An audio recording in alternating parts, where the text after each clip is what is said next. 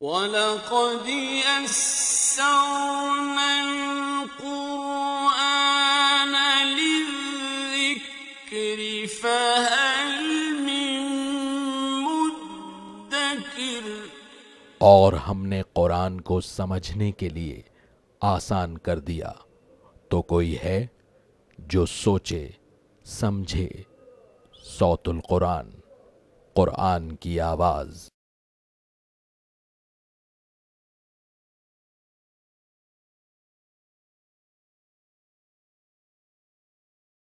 نحمده ونصلي على رسوله الكريم اما بعد فاعوذ بالله من الشيطان الرجيم بسم الله الرحمن الرحيم ان الذين كفروا لن تغني عنهم اموالهم ولا اولادهم من الله شيئا واولئك هم وقود النار كدأب آل فرعون والذين من قبلهم كذبوا بآياتنا فأخذهم الله بذنوبهم والله شديد العقاب صدق اللہ العظیم۔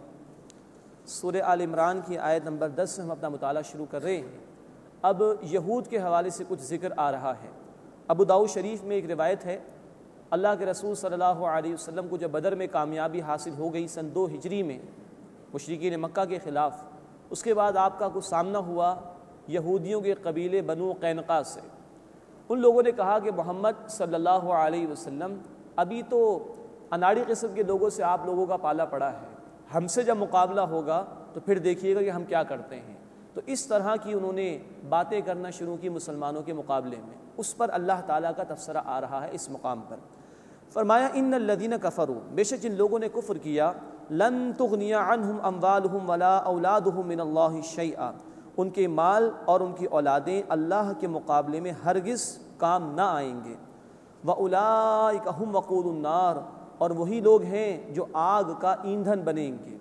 کدأب آل فرعون، جیسے کہ فرعون والوں کا معاملہ ہوا، والذین من قبلہم، اور جو ان سے پہلے تھے، کذبوا بآیاتنا، انہوں نے ہماری آیات کو جھٹلایا، فأخذہم اللہ بذنوبہم، تو اللہ نے انہیں ان کے گناہوں پر پکڑا، واللہ شدید العقاب، اور اللہ سخت عذاب دینے والا ہے۔ تو ہر دور میں چاہے وہ فرعون ہو یا دیگر نافرمان ہوں، جنہوں نے وقت کے رسولوں کی دعوت کا انکار کیا اور اللہ کے دین کو مٹانے کی سازشیں اور کوششیں کی، وہ بالآخر ناکام ہوئے اور اللہ کے عذاب میں دنیا میں بھی مبتلا ہوئے، اور آخرت میں وہ جہنم کا ایندھن بنائے جائیں گے۔ تو یہی ڈراوا دیا جا رہا ہے ان یہودیوں کو جنہوں نے رسول اکرم صلی اللہ علیہ وسلم کو چیلنج کیا تھا۔ قل للذین کفروا، اے نبی صلی اللہ علیہ وسلم فرما دیجئے ان لوگوں سے جنہوں نے کفر کیا، ستغلبون وتحشرون الی جہنم، ان قریب تم مغلوب ہو جاؤ گے اور جہنم کی طرف ہانکے جاؤ گے، وبئس المہاد، اور وہ برا ٹھکانہ ہے۔ اس کے بعد کی آیت میں غزوہ بدر کی طرف اشارہ کیا جا رہا ہے۔ فرمایا قد کان لکم آیۃ فی فئتین التقطا، یقیناً تمہارے لیے 2 گروہوں میں نشانی ہے جو باہم ایک دوسرے کے مقابل آئے تھے۔ فئۃ تقاتل فی سبیل اللہ، ایک گروہ تھا جو لڑ رہا تھا اللہ کے راستے میں، یعنی اہل ایمان کی جنگ فی سبیل اللہ ہوتی ہے۔ اس بات کو بھی نوٹ فرمائیے، اللہ کے رسول صلی اللہ علیہ وسلم کی حدیث ہے بخاری شریف اور مسلم شریف میں کہ وہ جد و جہد، وہ محنت، وہ جنگ جس کا مقصد ہو اللہ کے دین کو غالب اور نافذ کرنا، وہ جد و جہد اور جنگ فی سبیل اللہ یعنی اللہ کے راستے میں شمار کی جائے گی۔ فرمایا فئۃ تقاتل فی سبیل اللہ، ایک گروہ لڑ رہا تھا اللہ کے راستے میں، وأخری کافرہ، اور دوسرا کافر تھا، مراد ہے کہ وہ جنگ کر رہا تھا طاغوت کے راستے میں، اللہ کی نافرمانی کے لیے اس کی محنتیں ہو رہی تھیں، اللہ کے دین کو مٹانے کے لیے اس کی محنتیں ہو رہی تھیں۔ یرونہم مثلیہم رأی العین، وہ انہیں اپنی آنکھوں کے سامنے 2 گنا دیکھ رہے تھے۔ اب یہ جو مقام قرآن حکیم کا، اس کے کئی تراجم ممکن ہیں۔ ایک مفہوم یہ ہے کہ پہلا گروہ یعنی ایمان لانے والوں کا، وہ کفار کے گروہ کو اپنے سے 2 گنا دیکھ رہا تھا، یا دوسرا ترجمہ یہ ہو سکتا ہے کہ کفار کا لشکر اہل ایمان کو اپنے سے 2 گنا دیکھ رہا تھا۔ تو ایک سے زائد تراجم اس مقام پر ممکن ہیں۔ ایک ہی رائے میں آپ کے سامنے بیان کر رہا ہوں کہ اہل ایمان نے کفار کو اپنے سے دگنا جب دیکھا تو اللہ کی طرف ان کا اور اضافہ ہو گیا توجہ کے اعتبار سے، توکل کے اعتبار سے۔ مزید نوٹ کیجئے، انشاءاللہ ہم پڑھیں گے سورۃ الانفال کی آیت نمبر 44 میں کہ یہ جو کیفیت ہے کہ ایک گروہ دوسرے کو زائد دیکھ رہا تھا، یہ وقتی طور پر تھی۔ بعد میں تو پھر ایسا ہوا سورہ انفال آیت 44 کی روشنی میں کہ دونوں گروہوں نے ایک دوسرے کو اپنی تعداد کے مقابلے میں کم دیکھا تاکہ جنگ کے لیے دونوں آمادہ ہوں اور بھرپور طور پر فیصلہ ہو جائے کون حق پر ہے کون باطل پر ہے۔ تو یہ تفصیل غزوہ بدر کے حالات کی انشاءاللہ سورۃ الانفال میں ہم پڑھیں گے۔ تو یرونہم مثلیہم رأی العین، وہ اپنی آنکھوں کے سامنے انہیں اپنے سے دگنا دیکھ رہے تھے۔ واللہ یؤید بنصرہ من یشاء، اور اللہ اپنی نصرت سے جس کی چاہتا ہے مدد فرماتا ہے۔ اہل ایمان سے وہ تعداد میں بھی زیادہ تھے، ادھر 313 کا لشکر تھا، ادھر 1000 کا لشکر تھا کفار کا، لیکن اللہ جس کی چاہتا ہے مدد فرماتا ہے، اور بالفعل اللہ تعالیٰ نے اہل ایمان کی غزوہ بدر کے موقع پر مدد فرمائی۔ ان فی ذلک لعبرۃ لأولی الابصار، بے شک اس میں عبرت ہے، سبق آموزی ہے دیکھنے والوں کے لیے۔ جو بھی نصیحت حاصل کرنا چاہے، اللہ یہ واقعات بیان کر رہا ہے، اہل ایمان کے لیے اس میں ثابت قدمی کے لیے سامان موجود ہے، اور مشرکین کے لیے، یہود کے لیے، مخالفین کے لیے ڈراوے موجود ہیں کہ اگر تم بھی اللہ کے دین کی مخالفت پر اب بھی ڈٹے رہے تو بالآخر تم بھی اللہ کے عذاب میں مبتلا کیے جاؤ گے۔ زُيِّنَ لِلنَّاسِ حُبُّ الشَّهَوَاتِ مِنَ النِّسَاءِ، لوگوں کے لیے خواہشات کی محبت مرغوب کر دی گئی ہے۔ اب بات یہ بیان ہو رہی ہے کہ انسان میں مختلف انسٹنکٹس اللہ تعالیٰ نے رکھے ہیں، مختلف جذبات انسان میں اللہ تعالیٰ نے رکھے ہیں، اور ان کے ذریعے سے بہرحال اصل شے وہ یہ ہے کہ اللہ بندوں کو آزمانا چاہتا ہے کہ آیا وہ دنیا کے ہو رہتے ہیں یا اس دنیا کے ظاہری پردے کو چاک کر کے حقیقت جو اس کے پیچھے ہے اس پر ایمان رکھ کر اپنی اصل زندگی کی تیاری کرتے ہیں۔ فرمایا کہ زُيِّنَ لِلنَّاسِ حُبُّ الشَّهَوَاتِ مِنَ النِّسَاءِ، اور لوگوں کے لیے خواہشات کی محبت مرغوب کر دی گئی ہے عورتوں میں سے، والبنین، اور بیٹوں میں سے، والقناطیر المقنطرۃ من الذهب والفضہ، اور ڈھیر جمع کیے ہوئے سونے اور چاندی کے ان میں سے، والخیل المسومۃ والانعام والحرث، اور نشان زدہ گھوڑے اور مویشی اور کھیتیوں میں سے۔ یہ تمام مرغوبات ہیں دنیا کی جن میں انسان بسا اوقات مبتلا ہو کر آخرت کو فراموش کر دیتا ہے، لیکن اللہ تعالیٰ نے فرمایا ذالک متاع الحیات الدنیا، یہ تو دنیا کی زندگی کا سامان ہے۔ واللہ عندہ حسن المآب، اور اللہ کے پاس عمدہ ٹھکانہ ہے۔ یہ ساری چیزیں جو ہیں یہ دنیا کی ضروریات میں سے ہیں، ان کو مقصود نہ بناؤ، ورنہ انہی کی محبت میں انسان اگر ڈوب جائے تو اپنی ہمیشہ کی آخرت کی زندگی کو برباد کر لیتا ہے۔ نوٹ فرمائیے، ایک طرف یہ چیزیں امتحان کے لیے دی گئی، دوسری طرف انسان اگر اللہ کی رضا اور آخرت کو پیش نظر رکھتے ہوئے ان چیزوں کو استعمال کرے تو اپنی آخرت سنوار سکتا ہے۔ نیک بیوی کے متعلق اللہ کے رسول صلی اللہ علیہ وسلم نے فرمایا کہ وہ ایمان کے بعد بہت بڑی نعمت ہے اللہ کی۔ نیک اولاد کے متعلق اللہ کے رسول صلی اللہ علیہ وسلم نے فرمایا کہ وہ صدقہ جاریہ بن جائے گی انسان کے لیے۔ وہ مال جو کمایا محنت سے اللہ کے راستے میں لگا دیا جائے، اللہ بڑھا چڑھا کر واپس عطا فرمائے گا۔ ہم پڑھ چکے سورۃ البقرہ رکوع نمبر 36 اور 37 میں کہ انفاق فی سبیل اللہ کا کتنا اجر و ثواب ہے۔ تو یہ تمام کی تمام چیزیں دراصل امتحان کے لیے ہیں۔ اللہ یہ دیکھنا چاہتا ہے کہ انسان اس امتحان میں کامیاب ہوتا ہے کہ نہیں ہوتا، اور یہی زندگی کا مقصد ہے۔ سورہ الملک آیت نمبر 2 میں فرمایا گیا الذی خلق الموت والحیات لیبلوکم ایکم احسن عملا، اللہ نے موت اور حیات کا سلسلہ اس لیے قائم فرمایا کہ اللہ تمہاری آزمائش فرمانا چاہتا ہے کہ تم میں سے عمل کے اعتبار سے بہترین کون ہے۔ تو ہر لمحہ آزمائش، بیویاں بھی ہیں وہ بھی آزمائش، اولاد بھی اگر ہے تو وہ بھی آزمائش، مال دیا جا رہا ہے تو وہ بھی آزمائش، کچھ کمی کی جا رہی تو وہ بھی آزمائش، صحت دے دی گئی تو وہ بھی آزمائش، اور اللہ نے بیماری میں مبتلا کر دیا، کوئی نقصان کر دیا تو بھی آزمائش، سراسر امتحان ہے۔ اللہ ہمیں یہ حقیقت سمجھتے ہوئے اس دنیا کو محض ضرورت سمجھنے کی توفیق عطا فرمائے، اور اصل زندگی یعنی آخرت کی تیاری کی توفیق عطا فرمائے۔ ذالک متاع الحیات الدنیا، یہ دنیا کی زندگی کا ساز و سامان ہے۔ واللہ عندہ حسن المآب، اور اللہ کے پاس عمدہ ٹھکانہ ہے۔ قل، اے نبی صلی اللہ علیہ وسلم فرما دیجئے، اُنبئکم بخیر من ذالکم، کیا میں تمہیں اس سے بہتر بات بتاؤں؟ للذین اتقوا عند ربہم جنات، وہ لوگ کہ جنہوں نے تقوی اختیار کیا، اللہ کی نافرمانی سے بچنے کی روش اختیار کی، ان کے رب کے پاس ان کے لیے باغات ہیں، جنات ہیں۔ اور وہ جنات کا عالم کیا ہے؟ بخاری شریف میں حدیث قدسی ہے، اللہ تعالیٰ کا کلام ہے، اور رسول اللہ صلی اللہ علیہ وسلم نقل فرماتے ہیں، اللہ تعالیٰ فرماتے ہیں کہ میں نے اپنے بندوں کے لیے وہ کچھ تیار کیا ہے جو نہ کسی آنکھ نے دیکھا، نہ کسی کان نے سنا، نہ کسی انسان کے دل میں اس کا خیال بھی کبھی آیا۔ ہم تصور نہیں کر سکتے ان نعمتوں کا۔ دنیا عارضی ہے، جو شخص عارضی کا سودا کر لے، عارضی کو مقصود بنا لے اور ہمیشہ کی نعمتوں کو چھوڑ دے، اس سے بڑا کوئی گھاٹے کا سودا نہیں ہو سکتا۔ اور جو دنیا کو ضرورت ہی سمجھے اور اصل زندگی آخرت کی تیاری کی فکر کرے، اس سے بہترین کوئی سودا نہیں ہو سکتا۔ اللہ ہمیں یہ سودا کرنے کی توفیق عطا فرمائے۔ للذین اتقوا عند ربہم جنات، جن لوگوں نے تقوی کی روش اختیار کی، ان کے رب کے پاس ان کے لیے باغات ہیں، تجری من تحتی الانہار، جن کے دامن میں، جن کے نیچے نہریں جاری ہیں، خالدین فیہا، ان میں ہمیشہ ہمیشہ رہیں گے، وازواج مطہرہ، اور پاکیزہ بیویاں، یا دوسرا ترجمہ ہو سکتا ہے پاکیزہ جوڑے۔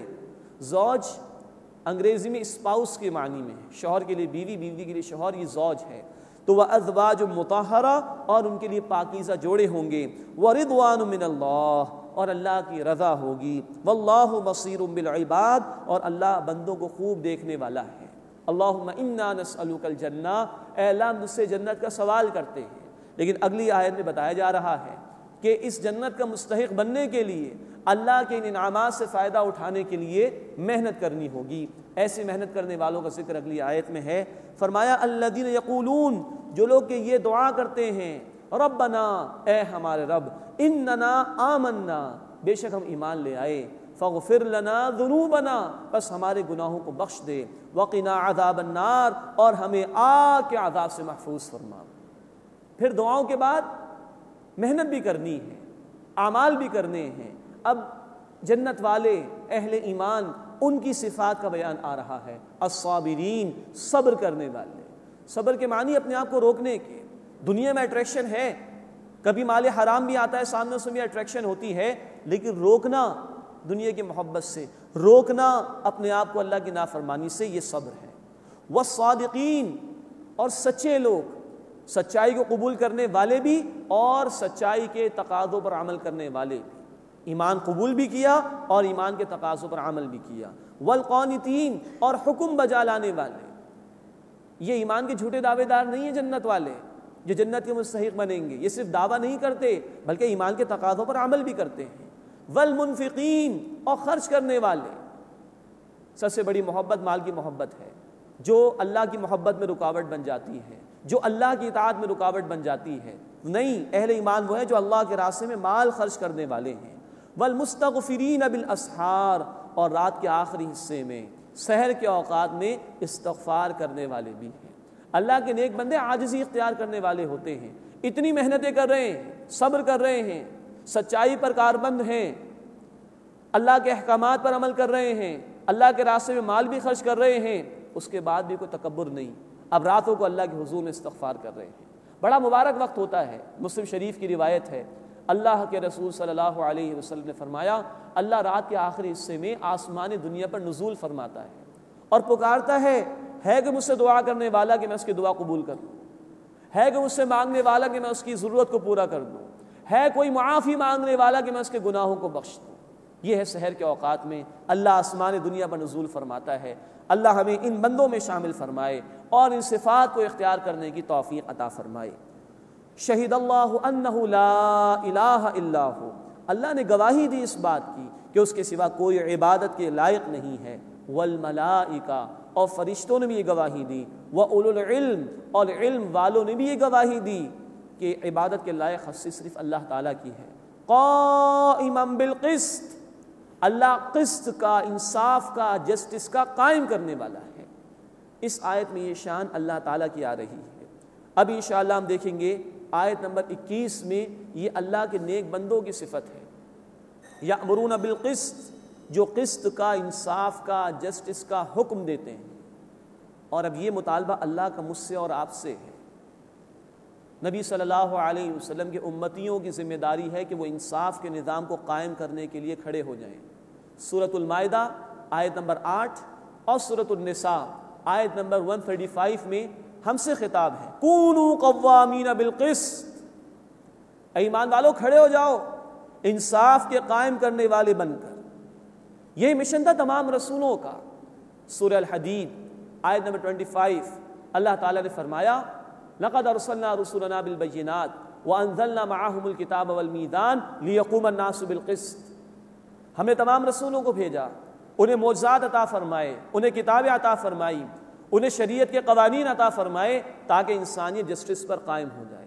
وانزلنا الحدید، ہم نے لوہا پیدا کیا تاکہ اگر اللہ کے نظام کو قائم کرنے کے لیے طاقت بھی اختیار کرنی پڑے تو کی جائے، تاکہ جب وہ نظام قائم ہو تو انسانیت کو ظلم سے نجات مل جائے۔ تو نوٹ فرمائیے، اللہ کی صفت وہ قسط کا قائم کرنے والا، اللہ کے نیک بندوں کی صفت آیت نمبر 21 میں آ رہی ہے، وہ قسط کا انصاف کا حکم دینے والے ہیں۔ تمام رسولوں کو بھیجے جانے کا مقصد تاکہ انسانیت قسط پر، انصاف پر قائم ہو جائے، اور اب یہ فریضہ ہم مسلمانوں کے کاندھوں پر ہے۔ سورہ النساء آیت 135 اور سورہ المائدہ آیت نمبر 8 کی روشنی میں کہ اے ایمان والو کھڑے ہو جاؤ، قسط کا، عدل کا، انصاف کا نظام قائم کرنے والے بنتے ہوئے اللہ ہمیں اپنے اس فریضے کو سمجھنے اور اس کے تقاضوں پر عمل کرنے کی توفیق عطا فرمائے۔ لا الہ الا هو العزیز الحکیم، اس اللہ کے سوا کوئی عبادت کے لائق نہیں ہے، وہ زبردست ہے، خوب حکمت والا ہے۔ ان الدین عند اللہ الاسلام، دین اللہ کے نزدیک فقط اسلام ہے۔ وما اختلف الذین اوتوا الکتاب، اور جنہیں کتاب دی گئی انہوں نے اختلاف نہیں کیا، الا من بعد ما جاءہم العلم، مگر اس کے بعد کہ ان کے پاس علم آ چکا، بغیا بینہم، آپس کی ضد کی وجہ سے۔ ومن یکفر بآیات اللہ، اور جو انکار کرے اللہ کی آیات کا، فإن اللہ سریع الحساب، تو بے شک اللہ جلد حساب لینے والا ہے۔ یہاں چند باتیں سمجھنے کے لیے ضروری ہیں۔ پہلی بات فرمایا کہ دین اللہ کے نزدیک فقط اسلام ہے۔ اللہ کے رسول صلی اللہ علیہ وسلم جو دعوت پیش کر رہے ہیں کوئی نئی دعوت نہیں، آدم علیہ السلام سے لے کے محمد کریم صلی اللہ علیہ وسلم تک تمام رسولوں کی دعوت اسلام کی یہ دعوت تھی۔ ہاں بنیادی دعوت سب کی ایک تھی، شریعت کے جو احکامات ہیں ان کی ادائیگی کا جو طریقہ کار ہے اس میں کچھ اختلاف ہو سکتا ہے، لیکن دین بنیادی طور پر وہ ایک ہی تھا۔ تو ان الدین عند اللہ الاسلام، دین اللہ کے نزدیک فقط اسلام ہے، اور اسلام کے حوالے سے ہم پڑھ چکے ہیں سورہ البقرہ آیت نمبر 208 میں، ادخلوا فی السلم کافہ، اسلام میں پورے کے پورے داخل ہو جاؤ، اٹس اے ہول پیکج۔ اسلام ہماری انفرادی زندگی کے لیے بھی رہنمائی دیتا ہے اور ہماری اجتماعی زندگی کے لیے بھی ہدایات عطا فرماتا ہے۔ It's a complete code of life. انفرادی زندگی میں 3 گوشے ہوا کرتے ہیں، کچھ عقیدے ہر انسان ماننے پر مجبور ہے، پھر ان کے نتیجے میں کچھ موڈس آف ورشپ، عبادات، اور نمبر 3 کچھ کسٹمز، کچھ ریچولز ہوا کرتے ہیں۔ بچے کی پیدائش ہو گئی، کسی کا انتقال ہو گیا، نکاح کا موقع آ گیا، کیا کریں؟ یہ رسومات ہیں، یہ انفرادی زندگی ہے، عقائد، عبادات، رسومات۔ 3 ہی گوشے اجتماعی زندگی کے ہیں، political system, economic system, social system, سیاسی نظام، معاشی نظام، معاشرتی نظام۔ ان 6 گوشوں کو ملائیے تو نظام زندگی مکمل ہوتا ہے، اور اللہ کے نزدیک جو سسٹم آف لائف، جو نظام زندگی قابل قبول ہے وہ صرف اسلام ہے، اور مطالبہ ہے کہ پورے کے پورے دین میں داخل ہو جاؤ، اور اگر دین کے کچھ حصوں پر عمل ہو کچھ پر نہ ہو، جیسے کہ آج ہماری کیفیت ہے، انفرادی سطح پر تو کچھ نہ کچھ نیکیاں ہیں لیکن اجتماعی سطح پر اللہ کا دین نافذ نہیں ہے، تو اگر جزوی دین پر عمل ہو رہا ہے تو یہ قابل قبول نہیں۔ سورہ البقرہ آیت 85 میں ہم پڑھ چکے کہ جزوی دین تو قابل قبول ہے ہی نہیں، بلکہ اس کی سزا ہے دنیا میں ذلت اور رسوائی، اور آخرت میں شدید عذاب۔ اللہ ہمیں توفیق عطا فرمائے کہ ہم پورے کے پورے دین کا علم بھی حاصل کریں اور پورے کے پورے دین پر عمل کرنے کی کوشش کریں۔ انفرادی سطح پر فوراً ممکن ہے ہمیں کرنا چاہیے، اور اجتماعی نظام میں باطل نظام کیونکہ موجود ہے تو اللہ کی بندگی کامل نہیں ہو سکتی، اس کو بدلنے کے لیے جد و جہد کرنا یہ ہماری ذمہ داری ہے۔ اللہ ہمیں ان ذمہ داریوں کو سمجھنے اور ان کے تقاضوں پر عمل کرنے کی توفیق عطا فرمائے۔ ان الدین عند اللہ الاسلام، بے شک دین اللہ کے نزدیک فقط اسلام ہے۔ وما اختلف الذین اوتوا الکتاب الا من بعد ما جاءہم العلم بغیا بینہم، اور جنہیں کتاب عطا کی گئی انہوں نے اختلاف نہیں کیا مگر اس کے بعد کہ جب کہ ان کے پاس علم آ گیا آپس کی ضد کی وجہ سے۔ یہ ذکر سورۃ البقرہ میں بھی آیا تھا، اس مقام پر بھی سورہ آل عمران میں آ رہا ہے کہ یہ اختلافات پیدا کیوں ہوتے ہیں، تفرقہ، فرقہ وادیت کیوں پیدا ہوتی ہے؟ آپس کی ضد کی وجہ سے، عرش ڈومینیٹ کی وجہ سے، مفادات کا تحفظ وہ پیش نظر ہو جاتا ہے، ضد آ جاتی ہے، میں اس کی بات کیوں مان لوں، یہ میری بات کیوں نہیں مان لیتا، یہ کیوں نمایاں ہو رہا ہے۔ یہ وہ تصورات ہیں جس کی وجہ سے اختلافات پیدا ہوتے ہیں، ضد کی وجہ سے، عرش ڈومینیٹ کی وجہ سے۔ اللہ ہمیں ہدایت عطا فرمائے، تفرقوں سے محفوظ فرمائے۔ علم قرآن کا ہمارے پاس موجود ہے، یا اللہ کی رسی ہمارے پاس موجود ہے، اگر نیت خالص ہو، اللہ ہماری نیتوں کو خالص فرمائے، تو یقیناً اس کتاب کے ذریعے اور رسالت مآب صلی اللہ علیہ وسلم کی ذات مبارکہ سے جڑ کر ہم اختلافات کو ختم کر سکتے ہیں۔ اللہ ہمیں اس کی توفیق عطا فرمائے۔ وَمَن يَكْفُرْ بِآيَاتِ اللَّهِ، اور جو اللہ کی آیات کا انکار کرے، فَإِنَّ اللَّهَ سَرِيعُ الْحِسَابِ، تو بے شک اللہ جلد حساب لینے والا ہے۔ فَإِنْ حَاجُّوكَ، پھر اگر اے نبی صلی اللہ علیہ وسلم یہ لوگ آپ سے جھگڑے، فَقُلْ، تو آپ فرما دیجئے، أَسْلَمْتُ وَجْهِيَ لِلَّهِ وَمَنِ اتَّبَعَنِ، میں نے اپنا چہرہ جھکا دیا ہے اللہ کے لیے اور انہوں نے بھی جنہوں نے میری پیروی اختیار کی۔ وَقُلْ لِلَّذِينَ أُوتُوا الْكِتَابَ وَالْأُمِّيِّينَ، اور اے نبی صلی اللہ علیہ وسلم آپ اہل کتاب سے اور امیین ان پڑھ لوگوں سے، اشارہ مشرکین کی طرف ہے جن کے پاس وحی نہیں آئی تھی برسہ برس، تو اے نبی صلی اللہ علیہ وسلم آپ اہل کتاب اور امیین سے کہہ دیجئے، اَأَسْلَمْتُمْ، کیا تم فرما برداری اختیار کرتے ہو، اب جو اللہ کی طرف سے حق آیا اس کو فالو کرتے ہو کہ نہیں؟ فَإِنْ أَسْلَمُوا، بس اگر وہ اسلام لے آئیں، وہ اوبیڈینس یعنی فرما برداری اختیار کر لیں، فَقَدْ اهْتَدَوْا، تو انہوں نے ہدایت حاصل کر لی۔ وَإِنْ تَوَلَّوْا، اور اگر وہ منہ پھیر لیں، فَإِنَّمَا عَلَيْكَ الْبَلَاغُ، تو اے نبی صلی اللہ علیہ وسلم آپ کے ذمے صرف پہنچا دینا ہے، منوانا ذمہ داری نہیں ہے، پہنچانا آپ کی ذمہ داری ہے۔ وَاللَّهُ بَصِيرٌ بِالْعِبَادِ، اور اللہ اپنے بندوں کو خوب دیکھنے والا ہے۔ إِنَّ الَّذِينَ يَكْفُرُونَ بِآيَاتِ اللَّهِ، بے شک وہ لوگ جو اللہ کی آیات کا انکار کرتے ہیں، وَيَقْتُلُونَ النَّبِيِّينَ بِغَيْرِ حَقٍّ، اور انبیاء کو ناحق قتل کرتے ہیں، یہ ذکر سورۃ البقرہ میں بھی آیا تھا۔ یہ یہود کے روش کی طرف اشارہ ہو رہا ہے کہ انہوں نے ایک ایک دن میں 43 انبیاء کو بھی شہید کیا ہے، یہ ان کی کتاب آج بھی گواہ ہے۔ وَيَقْتُلُونَ النَّبِيِّينَ بِغَيْرِ حَقٍّ، اور انبیاء کو قتل کرتے ہیں ناحق۔ وَيَقْتُلُونَ الَّذِينَ يَأْمُرُونَ بِالْقِسْطِ مِنَ النَّاسِ، اور انہیں بھی قتل کرتے ہیں کہ جو لوگوں میں سے انصاف کا حکم دیتے ہیں۔ یہ اللہ والوں کی شان بیان ہوئی، اللہ کے نیک بندوں کی شان بیان ہوئی کہ جو انصاف کا حکم دیا کرتے تھے، لیکن یہ بات بھی بیان ہوئی کہ ایسے لوگ بھی شہید کیے گئے اللہ کے راستے میں۔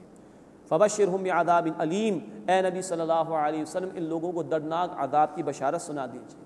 یہ بڑا طنزیہ انداز ہے، اگر ایسے ظالموں کے لیے کوئی بشارت ہے بھی تو دردناک عذاب کی سوا، اس کے سوا کچھ بھی نہیں۔ نوٹ فرمائیے، یہ ذکر تو ہے یہود کا، لیکن اللہ کے رسول صلی اللہ علیہ وسلم کی حدیث سورہ البقرہ میں بھی اس کا ذکر آیا تھا۔ جامع ترمذی میں یہ حدیث ہے کہ لازماً میری امت پر وہ حالات آ کر رہیں گے جو بنی اسرائیل پر آئے تھے، بالکل اسی طرح جیسے ایک جوتا دوسرے جوتے کے بالکل مشابہ ہوتا ہے۔ نبوت تو ختم ہو گئی، بنی اسرائیل کے سامنے تو انبیاء آتے رہے، انہوں نے انبیاء کو شہید کیا، اب نبوت تو ختم ہو گئی محمد رسول اللہ صلی اللہ علیہ وسلم پر، لیکن ہماری تاریخ بھری پڑی ہے ان واقعات سے۔ ہر دور میں اللہ کے نیک بندے جنہوں نے دین کی بات کی ہے، دین کو غالب کرنے کی بات کی ہے، جنہوں نے عدل کا حکم لوگوں کو دیا، جنہوں نے یہ مطالبہ کیا کہ اللہ کے احکامات پر عمل ہونا چاہیے، ان کو شہید کیا گیا۔ تابعین کے دور میں سینکڑوں تابعین کو شہید کیا گیا، اور ہر دور میں آپ دیکھیے کہ اللہ والوں پر یہ مصائب آئے ہیں۔ فرمایا فبشرہم بعذاب علیم، تو انہیں دردناک عذاب کی خوشخبری سنا دیجئے۔ اولئک الذین حبطت اعمالہم، یہ وہ لوگ ہیں جن کے اعمال ضائع ہو گئے، فی الدنیا والآخرہ، دنیا میں بھی اور آخرت میں بھی، وما لہم من ناصرین، اور ان کا کوئی مددگار نہیں ہے۔ الم تر الی الذین اوتوا نصیبا من الکتاب، کیا تم نے ان لوگوں کو نہیں دیکھا جنہیں کتاب کا ایک حصہ عطا کیا گیا؟ یدعون الی کتاب اللہ، وہ اللہ کی کتاب کی طرف بلائے جاتے ہیں، لیحکم بینہم، تاکہ وہ کتاب ان کے درمیان فیصلہ کر دے۔ ثم یتولی فریق منہم، پھر ان کا ایک فریق پھر جاتا ہے، وہم معرضون، اور وہ ہیں ہی منہ پھیر لینے والے، اعراض کرنے والے۔ یہ اشارہ ہو رہا ہے کہ بھائی اپنی کتاب سے ہی دیکھ لو، آخری رسول کے آنے کی بشارات تمہاری کتاب میں موجود ہیں، لیکن یہ مان نہیں رہے۔ ذالک بانہم قالوا، یہ اس لیے کہ وہ کہتے ہیں، لن تمسنا النار الا ایاما معدودات، کہ ہمیں جہنم کی آگ نہیں چھوئے گی سوائے چند دن کے۔ ان کا قول یہ تھا کہ ہم نے بچھڑے کی پوجا پاٹ کی تھی 40 دن کے لیے، تو 40 دن کے لیے دوزخ کی آگ کا عذاب ہمیں دیا جائے گا، اس کے بعد ہمیں چھوڑ دیا جائے گا۔ یہ ہے جو سورہ البقرہ میں بات آئی تھی آیت نمبر 78 میں۔ یہ ان کی امانی ہے، یہ ان کی وشفل تھنکنگز ہیں، خوش فہمی ہے جس میں یہ مبتلا ہیں۔ لن تمسنا النار الا ایاما معدودات، وہ کہتے ہیں کہ ہمیں دوزخ کی آگ ہرگز نہیں چھوئے گی سوائے گنتی کے چند دن کے۔ وغرہم فی دینہم، اور انہیں ان کے دین کے بارے میں دھوکے میں ڈال دیا، ما کانوا یفترون، اس شے نے جو وہ گھڑتے تھے، ان کی جھوٹی باتوں نے اپنے دین کے بارے میں ان کو دھوکے میں ڈال دیا ہے۔ فَكَيْفَ إِذَا جَمَعْنَاهُمْ لِيَوْمٍ لَا رَيْبَ فِيهِ، سو کیا حال ہوگا جب ہم انہیں اس دن جمع کریں گے جس کے آنے میں کوئی شک نہیں ہے۔ وَوُفِّيَتْ كُلُّ نَفْسٍ مَا كَسَبَتْ، ہر شخص پورا پورا پائے گا جو کچھ اس نے کمائی کی۔ وَهُمْ لَا يُظْلَمُونَ، اور ان کی ہرگز حق تلفی نہیں کی جائے گی۔ ہر شخص دیکھ لے گا اس نے کیا کمائی کی، اسی کے مطابق اس کو بدلہ ملے گا، کسی کے ساتھ بھی بے انصافی وہاں پر نہیں ہوگی۔ اس کے بعد 2 بڑی عظیم آیات آ رہی ہیں، اس میں اللہ کی توحید کا بڑا جامع بیان ہے جو ہمارے سامنے آ رہا ہے، اور کچھ دعائی الفاظ ہیں جو اللہ کے رسول صلی اللہ علیہ وسلم تہجد کی نماز میں اور دیگر دعاؤں میں پڑھا کرتے تھے۔ اس کے متعلق مزید نوٹ فرمائیے، سورت کے آغاز میں ذکر کیا گیا تھا کہ نجران سے ایک وفد، ایک ڈیلیگیشن رسول کریم صلی اللہ علیہ وسلم کے پاس آیا تھا۔ ان کے سامنے اللہ کے رسول صلی اللہ علیہ وسلم نے دعوت بھی رکھی تھی، جس کا ذکر آگے کی آیات میں بھی آئے گا۔ ان لوگوں نے کہا کہ ٹھیک ہے محمد صلی اللہ علیہ وسلم آپ کی بات تو درست سے ہم قبول کر لیتے ہیں، لیکن اگر آپ کی بات کو مان لیں تو یہ روم کے حکمرانوں کی طرف سے ہمیں مالی تعاون ملتا ہے، وہ تعاون ختم ہو جائے گا۔ یہ اشکال انہوں نے پیدا کیا، تو اس کا جواب بھی ہے جو اب اس آیت میں اللہ کی طرف سے دیا جا رہا ہے۔ قل اللہم مالک الملک، اے نبی صلی اللہ علیہ وسلم فرما دیجئے اے اللہ بادشاہت کے مالک، تؤتی الملک من تشاء، تو جس کو چاہے حکومت عطا فرمائے، وَتَنزِعُ الْمُلْكَ مِمَّن تَشَاءُ، اور جس سے چاہے حکومت چھین لے، وَتُعِزُّ مَن تَشَاءُ، اور جسے چاہے تو عزت عطا فرمائے، وَتُذِلُّ مَن تَشَاءُ، اور جسے چاہے ذلیل فرما دے۔ بِيَدِكَ الْخَيْرُ، تیرے ہاتھ میں خیر ہی خیر ہے، کل خیر تیرے ہی ہاتھ میں ہے۔ إِنَّكَ عَلَىٰ كُلِّ شَيْءٍ قَدِيرٌ، بے شک اے اللہ تو ہر شے پر قدرت رکھنے والا ہے۔ یہ ہے اللہ تعالیٰ کی توحید کا ایک جامع بیان جو اس مقام پر آیا۔ اس میں ان کو بھی اشارہ ہو گیا کسی کو حکومت دینا نہ دینا یہ اللہ کے اختیار میں ہے۔ دین قبول کر لینے سے یہ نہ محسوس کرو کہ تمہارا مالی تعاون ختم ہو جائے گا یا تم غربت کی سطح پر آ جاؤ گے، نہیں، اللہ جس کو چاہے حکومت عطا فرمائے، جس سے چاہے واپس لے لے، جس کو چاہے عزت عطا فرمائے، جس کو چاہے ذلیل و رسوا فرما دے، کل خیر اے اللہ تیرے ہی ہاتھ میں ہے۔ ہم بھی بعض چیزوں کو برا سمجھ رہے ہوتے ہیں، ہماری عقل محدود ہوتی ہے، لیکن اللہ کے ہر فیصلے میں حکمت ہوتی ہے۔ مجموعی کائنات کا نظام اللہ کو چلانا ہے، ہر معاملے میں اس کی طرف سے خیر ہی خیر ہے، چاہے ہمیں سمجھ میں آئے یا نہ آئے۔ انک علی کل شیء قدیر، بے شک اے اللہ تو ہر شے پر قدرت رکھنے والا ہے۔ تولج اللیل فی النہار، تو رات کو دن میں داخل فرماتا ہے، وتولج النہار فی اللیل، اور داخل فرماتا ہے دن کو رات میں۔ انسان غور کرے کتنی بڑی بڑی اللہ کی نعمتیں۔ سورہ القصص آیت نمبر 71-72 میں اللہ تعالیٰ فرماتے ہیں اگر اللہ تعالیٰ ہمیشہ دن طاری فرما دے، بتاؤ کون تمہیں سکون کے لیے رات فراہم کرے گا؟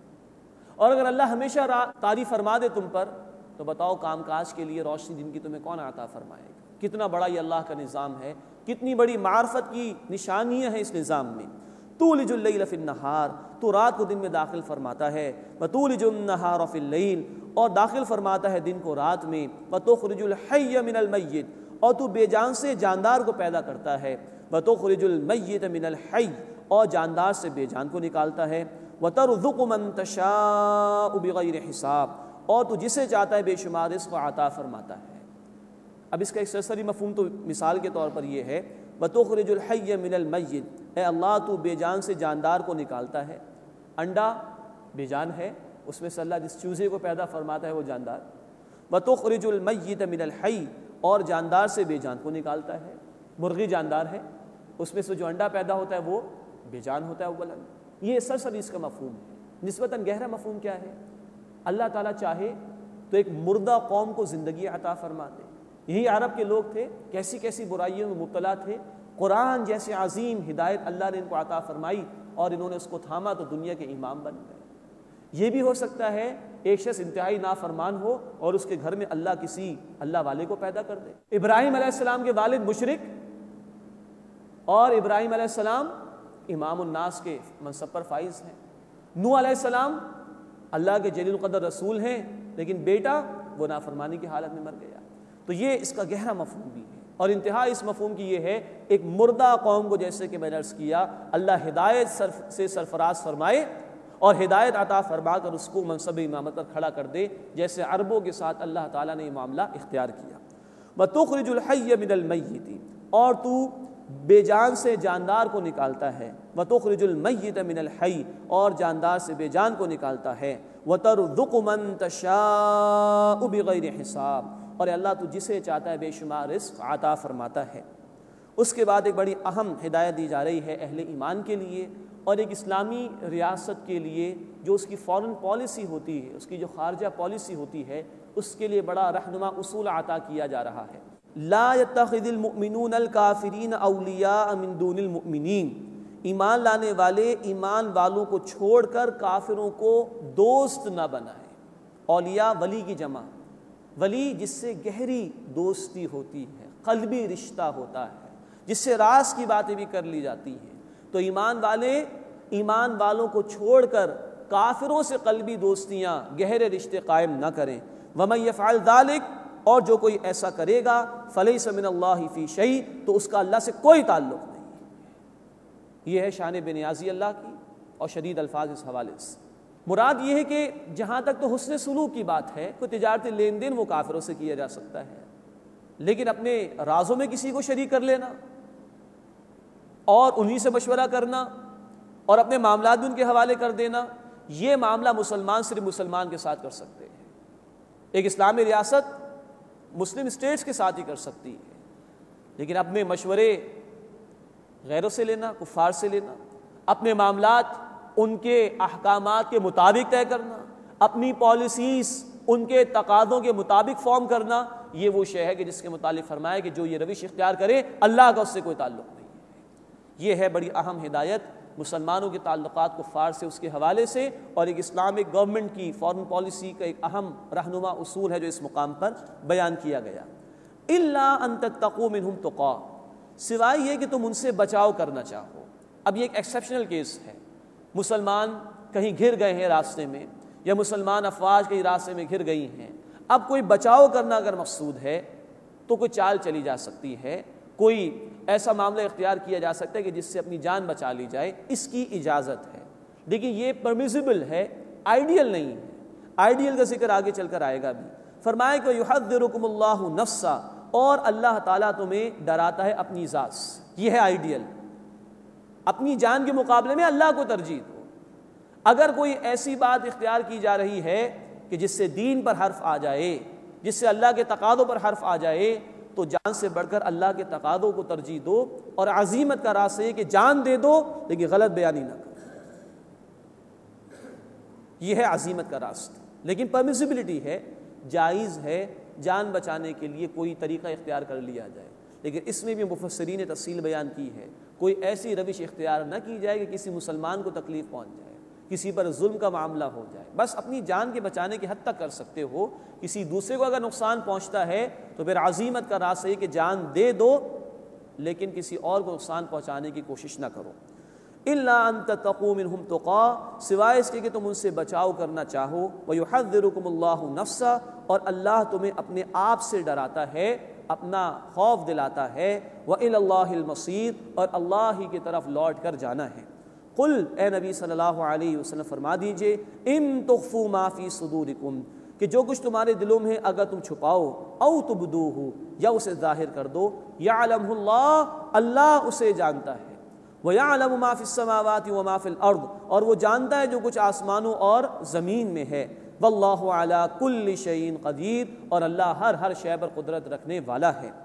یوم تجد کل نفس ما عملت من خیر محضرا، جس دن ہر شخص موجود پائے گا جو اس نے کی ہوگی کوئی نیکی، وما عملت من سوء، اور جو کچھ اس نے برائی کی ہوگی۔ سورہ زلزال میں اللہ تعالیٰ فرماتے ہیں فَمَن يَعْمَلْ مِثْقَالَ ذَرَّةٍ خَيْرًا يَرَهُ وَمَن يَعْمَلْ مِثْقَالَ ذَرَّةٍ شَرًّا يَرَهُ، ذرہ برابر بھلائی ہوگی انسان موجود پائے گا، ذرہ برابر برائی ہوگی انسان موجود پائے گا۔ تود لو ان بینہا و بینہ امدا بعیدا، وہ تمنا کرے گا کہ کاش اس کے درمیان اور اس کی برائی کے درمیان دور کا فاصلہ ہو جائے۔ یہ ظاہری بات ہے کہ اس دن کوئی تمنا کام نہیں آئے گی۔ مہلت آج یہاں دی اللہ تعالیٰ نے، جس نے فائدہ اٹھا لیا وہ کامیاب، اور جس نے فائدہ نہیں اٹھایا وہ ناکام ہو جائے گا۔ وَيُحَذِّرُكُمُ اللَّهُ نَفْسًا، اور اللہ تمہیں اپنی ذات سے ڈراتا ہے۔ وَاللَّهُ رَؤُوفٌ بِالْعِبَادِ، اور اللہ بندوں پر بہت شفقت فرمانے والا ہے۔ یہ شفقت کم ہے کہ یہ ساری حاضری آخرت کی، وہاں کے نتائج اللہ نے آج ہمارے سامنے پہلے ہی بیان کر دی۔ یہ شفقت کم ہے کہ اللہ تعالیٰ نے آج ہمیں عمل کرنے کی توفیق عطا فرما دی، مہلت دے دی، ہم چاہیں ہدایت پر آنا تو اس سے راستہ کھلا رکھا ہے۔ واللہ رؤوف بالعباد، اور اللہ تعالیٰ اپنے بندوں پر بہت شفقت فرمانے والا ہے۔ قل، اے نبی صلی اللہ علیہ وسلم فرما دیجئے، ان کنتم تحبون اللہ، اگر تم اللہ سے محبت کرتے ہو یا اللہ سے محبت کرنے کا دعویٰ کرتے ہو، فاتبعونی، بس میری اتباع کرو، مجھے فالو کرو، میری پیروی کرو۔ یحببکم اللہ، اللہ تم سے محبت فرمائے گا۔ ویغفر لکم ذنوبکم، اور تمہارے گناہوں کو بخش دے گا۔ واللہ غفور رحیم، اور اللہ بہت بخشنے والا، مسلسل رحم فرمانے والا ہے۔ اب یہ عیسائیوں کی طرف بھی اشارہ ہے، وہ بھی دعویٰ کرتے تھے ہم اللہ کو ماننے والے ہیں۔ یہود کی طرف بھی اشارہ ہے، وہ اس بات کا دعویٰ کرتے تھے ہم بھی اللہ کو مانتے ہیں، آخرت کو مانتے ہیں۔ تو اللہ کو ماننے کا کرائٹیریا کیا ہے؟ کس بات سے معلوم ہوگا کہ واقعتاً یہ بندہ اللہ کو ماننے والا ہے؟ اس کرائٹیرین کو یہاں بیان کیا گیا۔ اے نبی فرما دیجئے ان سے کہ اگر اللہ سے محبت کرنے کا دعویٰ ہے فاتبعونی، میری اتباع کرو، میری پیروی کرو۔ محض دعویٰ قابل قبول نہیں جب تک کہ اتباع رسول صلی اللہ علیہ وسلم نہ ہو۔ پھر بات واضح بھی ہے کہ اللہ براہ راست تو بندوں کے پاس نہیں آیا کرتا۔ اللہ نے کتاب دی اپنے رسول علیہ الصلوۃ والسلام کے ذریعے سے، اس رسول علیہ الصلوۃ والسلام نے اللہ کے تقاضوں پر عمل کر کے ایک عملی نمونہ ہمارے سامنے پیش کیا۔ اب جو اس کو فالو کرے گا وہی واقعتاً اللہ کی محبت کے دعوے میں صحیح ہوگا، سچا ہوگا۔ تو فاتبعونی، اے نبی فرما دیجیے ان سے تم میری اتباع کرو، میری پیروی کرو۔ اللہ کے رسول کے لیے ایک لفظ قرآن میں آتا ہے اتباع، اور ایک لفظ آتا ہے اطاعت۔ اطاعت حکم کے معاملات میں ہوتی ہے، ڈوز اینڈ ڈونٹس میں، یہ کرو یہ نہ کرو، وہاں تو کرنا ہی کرنا ہے۔ لیکن نوٹ فرمائیے جس طرح ہماری ایجوکیشنل انسٹیٹیوشنس میں 40% مارکس کی منیمم ریکوائرمنٹ ہوتی ہے، یہ وہ مسئلہ ہے۔ اطاعت کا تعلق منیمم ریکوائرمنٹ سے ہے، جو عام طور پر ہم 40% سمجھتے ہیں اپنے تعلیمی اداروں کے حوالے سے، یہ اطاعت ہے۔ جبکہ اتباع کا معاملہ اطاعت سے آگے کا ہے۔ اتباع تو یہ کہ اب پسند اور ناپسند میں بھی خیال رکھا جائے کہ اللہ کے رسول صلی اللہ علیہ وسلم کو کیا پسند تھا اور کیا چیز آپ صلی اللہ علیہ وسلم کو ناپسند تھی۔ اور اگلی بات اس میں یہ سمجھنا ضروری ہے کہ اللہ کے رسول صلی اللہ علیہ وسلم کی پوری زندگی کو سامنے رکھنا چاہیے، اور یہ غور کرنا چاہیے کہ سب سے بڑا گوشہ اور میدان کیا ہے ہمارے لیے کہ جہاں ہم پیروی کریں رسالت مآب صلی اللہ علیہ وسلم کی۔ 23 برس کی زندگی مبارک ہے، لیکن نوٹ فرمائیے کہ 2 کام رسالت مآب صلی اللہ علیہ وسلم نے مستقلاً انجام دیے 23 برس تک۔ نمبر 1، اللہ کے بندوں تک اللہ کے دین کی دعوت پہنچائی۔ سورہ یوسف آیت نمبر 108، قل ھذہ سبیلی ادعو الی اللہ، اے نبی صلی اللہ علیہ وسلم فرما دیجیے یہ میرا راستہ ہے، میں اللہ کی طرف دعوت دیتا ہوں۔ تو 23 برس کی مستقل سنت آپ نے لوگوں تک اللہ کے دین کی دعوت پہنچائی، اور اسی سنت کا دوسرا رخ آپ نے اللہ کے دین کو بالفعل نافذ کر کے دکھایا، اور آپ صلی اللہ علیہ وسلم سے کہلوایا گیا سورہ الشورى آیت نمبر 15 میں، وَأُمِرْتُ لِأَعْدِلَ بَيْنَكُمْ، اور مجھے حکم دیا گیا ہے میں تمہارے درمیان عدل کے نظام کو قائم کر کے دکھاؤں۔ تو یہ 2 رخ ہیں 23 برس کی زندگی کے، اللہ کے بندوں تک اللہ کے دین کی دعوت پہنچانا اور اللہ کے دین کو قائم اور نافذ کر کے انسانیت پر اتمام حجت کرنا۔ یہ ہے ہمارے لیے اتباع رسول صلی اللہ علیہ وسلم کا سب سے بڑا میدان۔ اللہ اپنے حبیب صلی اللہ علیہ وسلم کی ایک ایک سنت پر عمل کی ہمیں توفیق عطا فرمائے، اور سب سے بڑھ کر 23 برس جو جد و جہد انہوں نے فرمائی دین کی دعوت کے لیے، دین کو قائم کرنے کے لیے، اللہ ہمیں اس میں بھی اپنے حبیب صلی اللہ علیہ وسلم کی پیروی کی توفیق عطا فرمائے۔ قل، اے نبی صلی اللہ علیہ وسلم فرما دیجئے، ان کنتم تحبون اللہ، اگر تم اللہ سے محبت کرتے ہو اللہ سے محبت کا دعویٰ کرتے ہو فاتبعونی، بس میری اتباع کرو، مجھے فالو کرو، یحببکم اللہ، اللہ تم سے محبت فرمائے گا۔ سوچئے ہم چلے تھے اللہ سے محبت کرنے، اگر اللہ کے رسول کی اتباع ہو تو اللہ محبت فرمائے گا، کتنا بڑا مقام ہے۔ وَيَغْفِرْ لَكُمْ ذُنُوبَكُمْ، اللہ تمہارے گناہوں کو بخش دے گا۔ وَاللَّهُ غَفُورٌ رَحِيمٌ، اور اللہ بہت بخشنے والا، مسلسل رحم فرمانے والا ہے۔ قل، اے نبی صلی اللہ علیہ وسلم فرما دیجئے، اطیعوا اللہ والرسول، اطاعت کرو اللہ کی اور اللہ کے رسول صلی اللہ علیہ وسلم کی۔ بار بار یہ دونوں باتیں قرآن میں ساتھ ساتھ آتی ہیں، اللہ کی اطاعت کرو، اللہ کے رسول صلی اللہ علیہ وسلم کی اطاعت کرو۔ آج ہمارے معاشرے میں وہ لوگ بھی ہیں جو کہتے ہیں کہ قرآن ہمارے لیے کافی ہے، اللہ کے رسول کی اطاعت صرف اللہ کے رسول کے دور کے لوگوں کے لیے تھی، معاذ اللہ ثم معاذ اللہ۔ جبکہ قرآن تو یہ کہہ رہا ہے کہ اللہ سے محبت کا دعویٰ بھی کر رہا ہے، اس وقت کر سکتے ہو جب رسول کی اتباع کرو صلی اللہ علیہ وسلم۔ جبکہ قرآن کہتا ہے سورۃ النساء آیت نمبر 80 میں، من یطع الرسول فقد اطاع اللہ، جس سے رسول صلی اللہ علیہ وسلم کی اطاعت کی اسی نے اللہ کی اطاعت کی۔ تو اللہ کی اطاعت ہو نہیں سکتی جب تک کہ رسالت مآب صلی اللہ علیہ وسلم کی اطاعت نہ کر لی جائے۔ فرمایا قل اطیعوا اللہ والرسول، اے نبی صلی اللہ علیہ وسلم فرما دیجئے اطاعت کرو اللہ کی اور اطاعت کرو رسول صلی اللہ علیہ وسلم کی۔ فَإِن تَوَلَّوْا، پھر اگر وہ پھر جائیں، اللہ اور اس کے رسول دونوں ان میں سے کسی ایک کی اطاعت اختیار نہ کریں، فَإِنَّ اللَّهَ لَا يُحِبُّ الْكَافِرِينَ، تو بے شک اللہ تعالیٰ کفر کرنے والوں کو پسند نہیں فرماتا۔ گویا چاہے اللہ کے رسول کی اطاعت کا انکار ہو یا اللہ کی اطاعت کا انکار ہو، عملی اعتبار سے یہ کفر ہو جائے گا۔ فَإِنَّ اللَّهَ لَا يُحِبُّ الْكَافِرِينَ، بے شک اللہ تعالیٰ کفر کرنے والوں کو پسند نہیں فرماتا۔ یہ 32 آیات کچھ تمہیدی کلام تھا سورہ آل عمران میں۔ اب چند آیات آ رہی ہیں آیت نمبر 63 تک، اس میں جو نجران سے وفد آیا تھا، ڈیلیگیشن آیا تھا، اس کے سامنے اب دعوت پیش کی جا رہی ہے۔